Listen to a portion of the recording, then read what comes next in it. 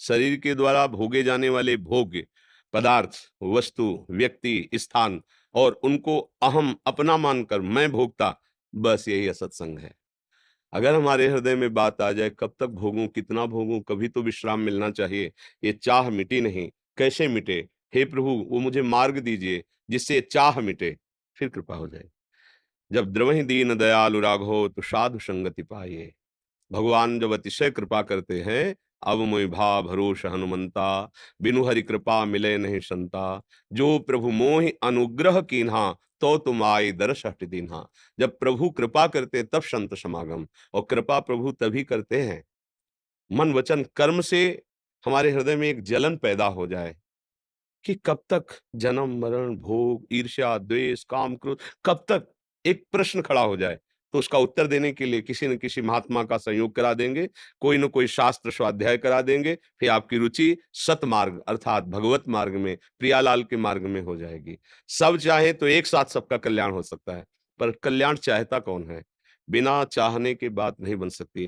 गीता जी में भगवान ने कहा, ये यथा माम प्रपद्यन्ते तास तथैव भजाम्य हम, मम वर्तमान वर्तन्ते मनुष्याः पार्थ सर्वशः। हे अर्जुन, जो मुझे जैसे चाहता है, हम चाहते हैं दुल्हन मिल जाए, भगवान वो रूप ले लिए।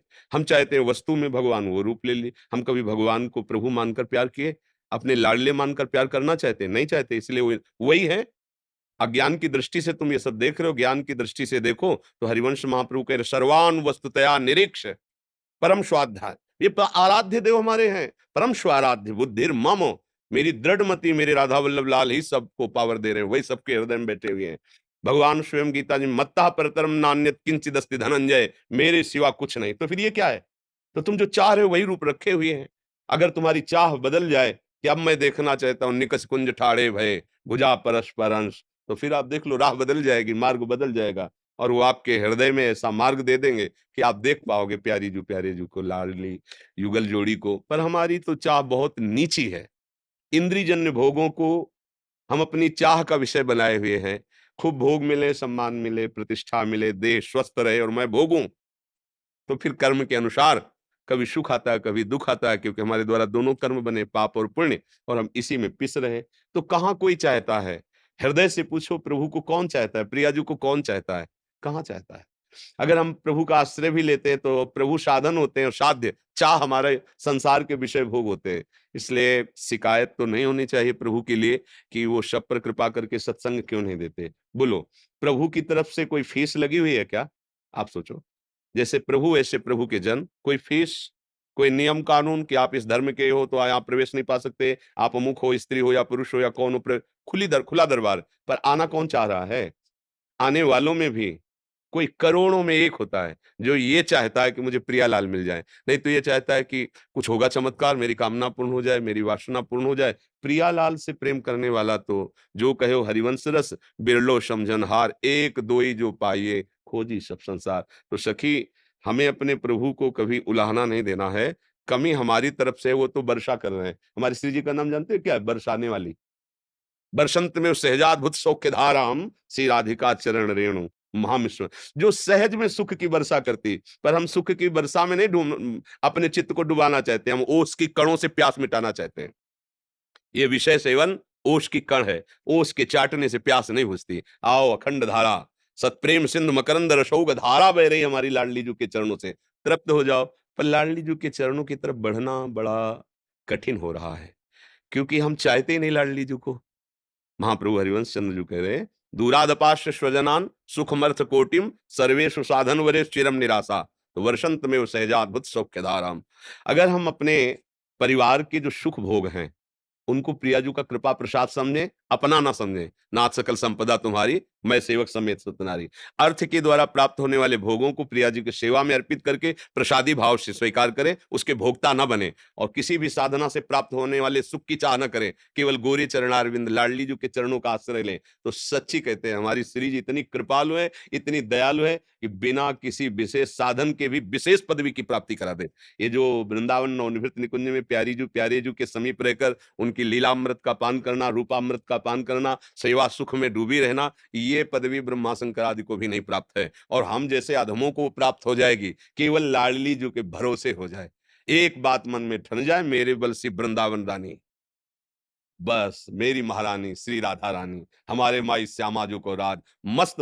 पर कहाँ, हमारे तो धन का राज्य है, वासना का राज्य है, लोक परलोक की कामनाएं, अभिमान, न जाने कितना कूड़ा कचरा। थोड़ा सोहनी लगे वृंदावन के रसिक जन लगावे सोहनी, तब श्री जी पधारे वन बिहार के लिए। हमारा हृदय अभी बहुत कूड़ा करकट से भरा है। हमारे यहाँ ब्रज में वृंदावन में जो झाड़ू सेवा है ना, उसे बड़ी महिमा वाली कहा गया, उसे सोहनी सेवा। तो रसिक जन अपने वचन रूपी सोहनी से हृदय के काम क्रोध रूपी ये सब कूड़ा करकट हटा देते हैं। महाप्रभु कह रहे भक्ति कर दीप प्रेम करी बाती, इससे प्रियालाल रीझते। बोले कैसे दीपक और प्रेम की बातें? बोले साधु संगति करी अन्न दिन राती। जो भगवत प्रेमी प्रियालाल के प्रेमी जन हैं उनका संग करो, हृदय निर्विकार हो जाएगा। उनकी बात मान लो तो श्री जी रीझ जाएंगे। मोहित सोनी जी जयपुर से। महाराज जी आपके चरणों में कोटि कोटि प्रणाम। महाराज जी कर्म योग अथवा पूर्ण समर्पण क्या है? कर्म योग का तात्पर्य होता है जो भगवान के लिए निष्काम भाव से कर्म किया जाता है उसे योग कहते हैं, और जो केवल अपनी स्वार्थ पूर्ति के लिए क्रियाएं की जाती है उसे कर्म कहते हैं। योग तभी होता है जब उसे भगवत समर्पित प्रभु की प्रसन्नता के लिए किया जाए।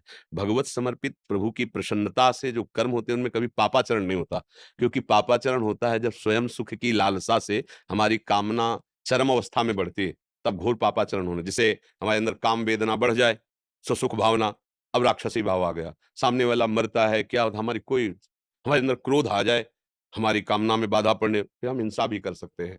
तो ये जितने पापाचरण हैं ये स्वसुख वांछा से होते हैं, मैं सुख भोग लूं। तो ये कर्म हुए जो अधर्मयुक्त या धर्मयुक्त। धर्मयुक्त पुण्य, अधर्मयुक्त पाप। लेकिन जो भगवत समर्पित कर्म हुआ उसे योग कहते हैं। जो प्रभु की प्रसन्नता के लिए कर्म किया जाता है उसे योग कहते हैं। अब इस योग से हमारी परम योग में स्थिति हो तब बात मानी जाएगी। भगवान कह रहे तेषाम सतत युक्तानाम भजताम प्रीतिपूर्वकम तो ददामि बुद्धि योगम तम येनु माम पयांति ते। जो निरंतर मेरा भजन करता है फिर उसकी बुद्धि का मेरे में योग हो जाता है, यह है परम योग। अब भगवदाकार वृत्ति रहती, सारी क्रियाएं हो रही तो उसका कर्म से कोई लेना देना नहीं, वो प्रभु में समर्पित चित्त। पर ये कर्मयोग से ही भी प्राप्त हो जाएगा। कर्मयोग अर्थात भगवत प्रसन्नता के लिए कर्म करना, और जैसे भगवान युद्ध कर्म के लिए आदेश करते हैं तो बीच में कह रहे मामनुस्मर युद्ध च, मेरा स्मरण करते हुए, अब ये भगवत प्राप्ति करा देगा। दूसरा क्या इसमें प्रश्न था? कर्म योग और पूर्ण समर्पण अपने आप हो जाएगा। इसी को पूर्ण समर्पण कहते हैं। जब हम प्रभु के लिए ही जी रहे हैं, प्रभु के लिए सारी चेष्टाएं कर रहे हैं, प्रभु का ही स्मरण कर रहे हैं, प्रभु के दासत्व, तो समर्पण तो हो ही जाएगा। समर्पण वो एक ही शब्द है, उसका केवल अलग व्याख्या की जा रही, बात एक ही है। बिना समर्पित भाव से जो कर्म किया जाता है वो कर्मयोग होगा ही नहीं। पहले तो हम प्रभु के हुए ना, तब प्रभु की प्रसन्नता के लिए जो कर्म हो रहे हैं वो योग हो गया। हमारे प्रीतम प्रभु है, हमारे स्वामी है, हमारे आराध्य देव, तभी तो स्मरण होता है। सतत स्मरण करते हुए, सत्कर्म प्रभु को अर्पित करते हुए जो हमारा समय कट रहा है वो ठीक आराधना हो रही है, और इस आराधना का फल ही भगवत प्राप्ति हो जाना। तो समर्पण और कर्मयोग एक ही बात में आएगा, क्योंकि समर्पण जो है ना वो मैं का, वाणी का, सारी क्रियाओं का प्रभु को, तो वही योग हो गया।